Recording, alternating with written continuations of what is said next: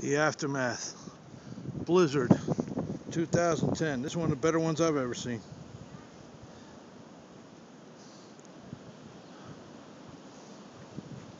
Fortunately, didn't get any snow up on the old solar panels there, so we can still get in some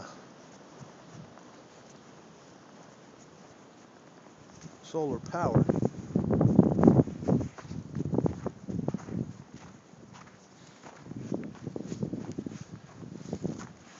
About 23 degrees out here this morning. Oh yeah, oh yeah. Nice little 4-foot drift along the side of the house.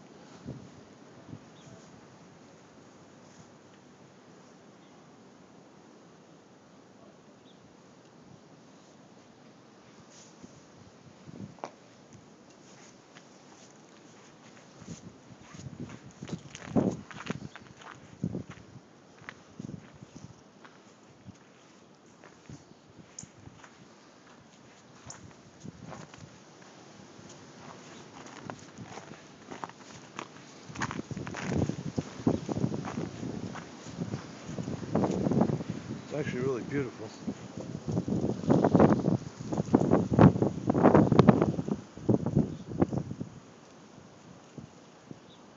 Yeah.